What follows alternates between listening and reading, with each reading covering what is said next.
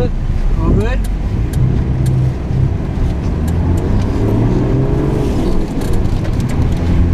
So this is high tide, guys.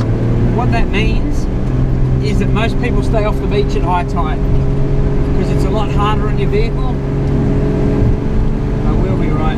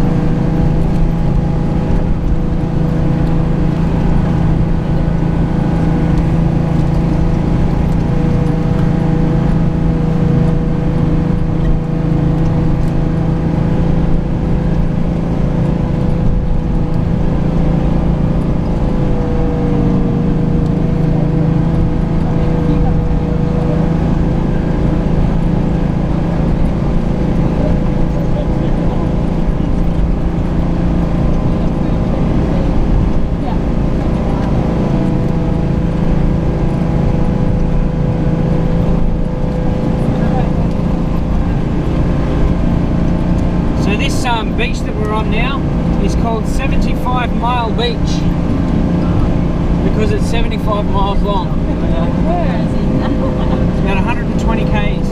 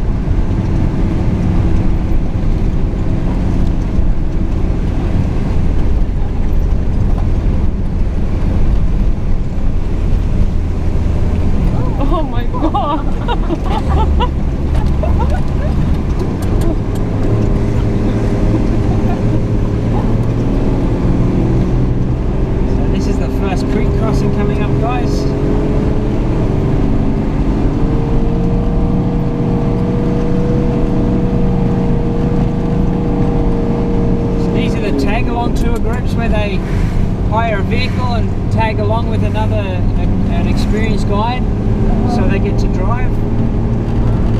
They've stopped tourists just hiring vehicles and coming onto Fraser because they were rolling too many vehicles and killing themselves. So now you have to come with a guide, and if you want to drive you have to go with one of those guides. These little birds here are called plovers. Plovers? Plovers. Okay. They're got poisonous spikes on their elbows and on their beak. Even birds are poisonous here. The reason why they've got those is because they nest on the ground, and that's their protective thing. Just having a look at this bird. I'm trying not to drive myself. I'm just trying to find out what this thing is. Okay, that's a whistling kite. A bird of prey up to your left here. Okay. Yeah.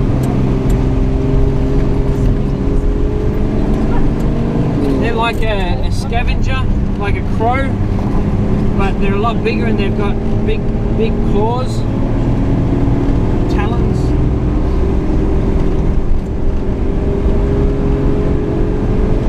Did you study biology before?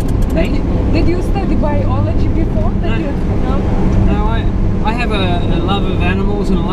outback and love of things like that. This guy's crazy. I steer clear of that guy.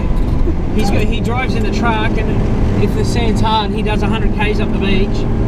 And if his truck gets hot, he just drives in the salt water. Oh my god. Is he really delivering stuff here? No, he's the bin man. He like dumps all the rubbish and things like that. Ah, okay.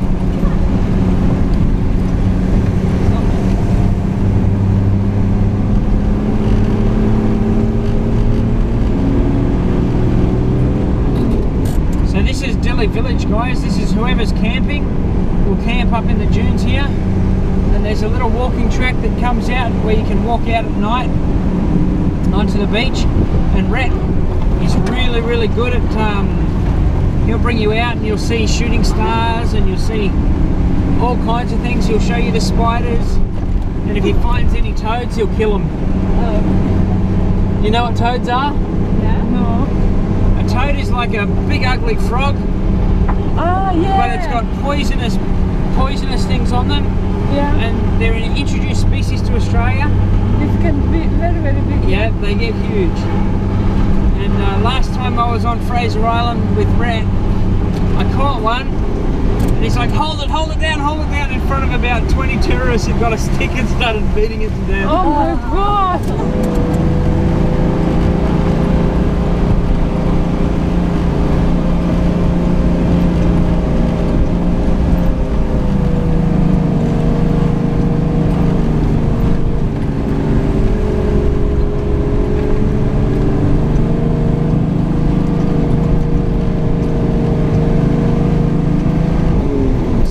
Creek crossing.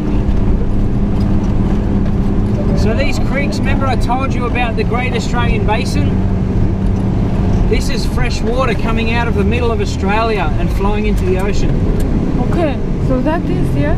So this water is actually very pure. On Fraser Island here, further north on this same beach, is the two creeks with the most pure, or the closest thing to H2O that you can get in the world.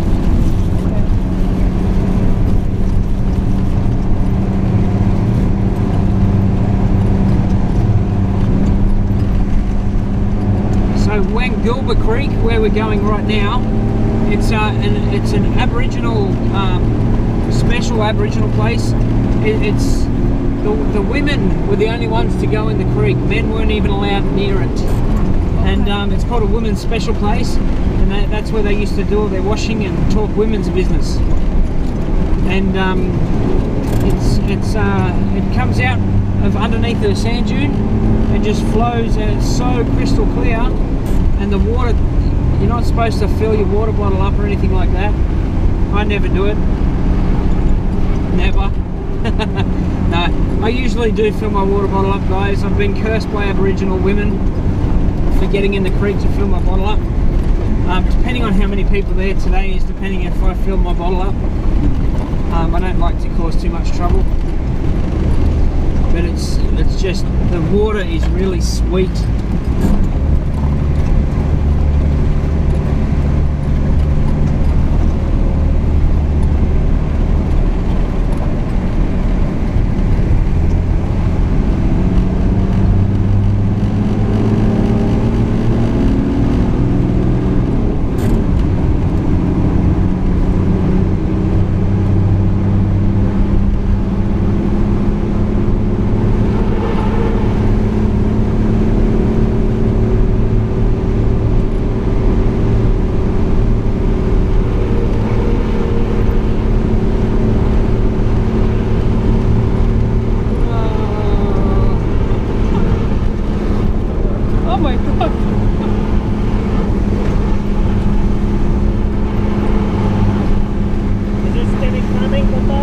What's that, sorry? Is the tide still incoming? No, it's on its way out.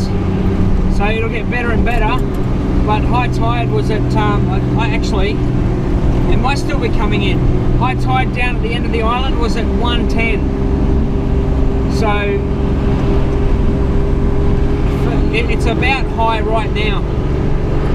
So when we come back onto the beach later this afternoon, it'll be a lot nicer to drive on.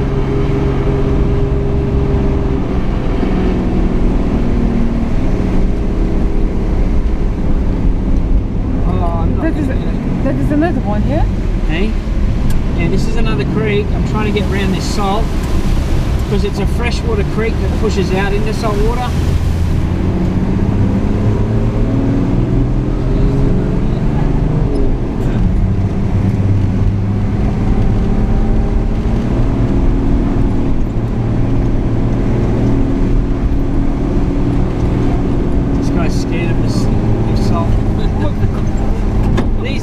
Here, guys. Yeah, so these are... They're oyster shuckers. And why the reason they're called oyster shuckers is their beak is shaped not like a normal beak, but it's on an edge like this, so it opens up like that. And there's pippies down in the sand, and what he'll do is when the tide's turning, he'll run along the beach and find little bubbles, and where the little bubbles come out, there's pippies about that far under the sand, and he'll stick his beak in there and get the pippy before he can close his shell, and that's how he eats. Those plovers that were on the beach, they try and mimic the oyster shuckers, and they go hungry all the time because they can't do it.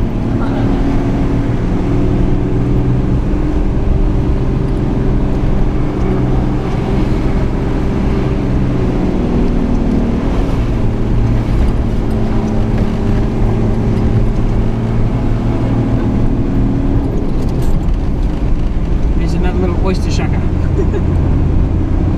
Can they fly or they just... Yeah, no, they fly.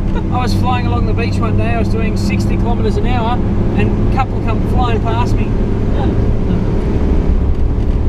But they're so used to cars on the beach, they just run out of the way just far enough so the car doesn't get them.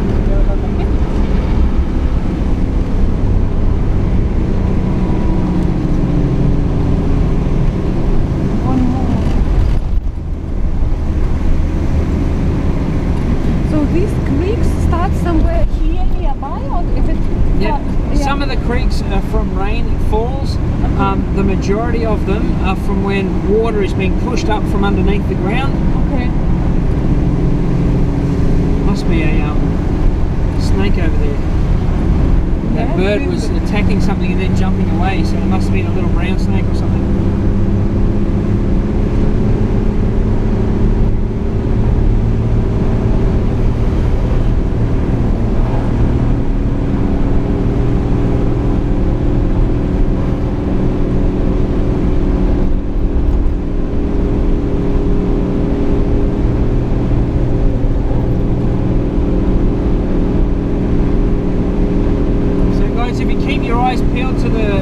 On the ocean side, you may see whales as well. I can't really look because I've got to concentrate, but keep your eyes peeled. It was calm this morning, but it's not now, and this is the perfect time that whales will be breaching really high up in the air because they can't decipher where the surface of the water is, so they come flying up out of the... Okay. So they jump like out of the water, yeah? Yeah.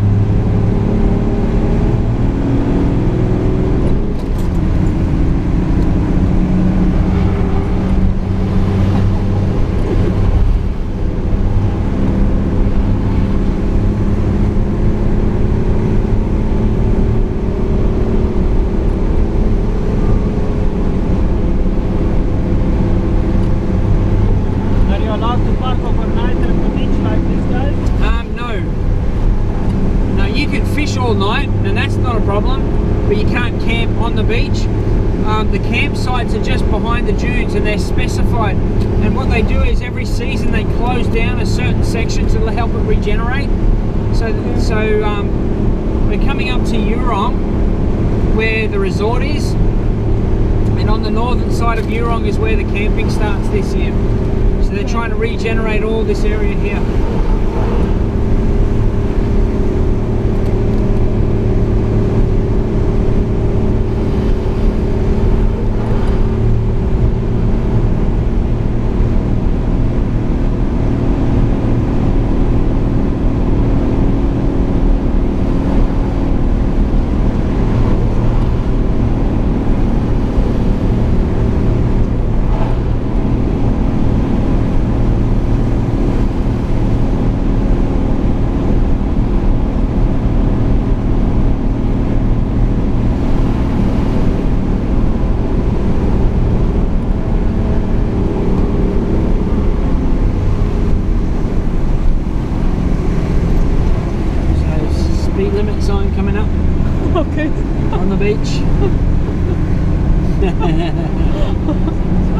So the speed limit on the beach anywhere on Fraser Island is 80 kilometres an hour unless otherwise signed. So we're coming into a more congested area, and that's why it's down to 40 kilometres an hour. There's people on the beach.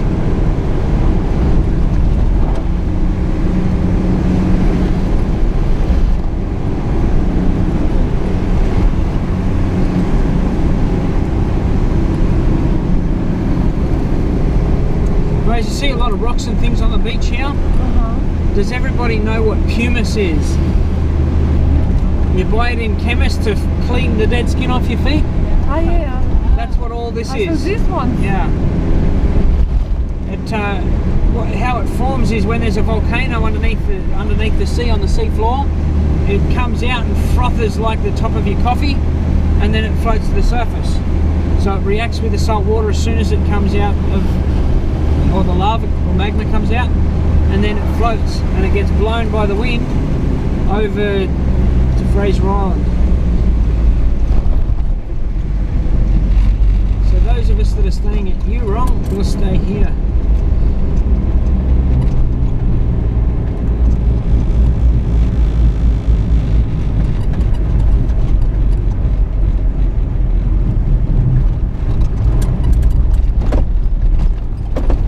These grids that we just come over, you see the wires in between them all. They're all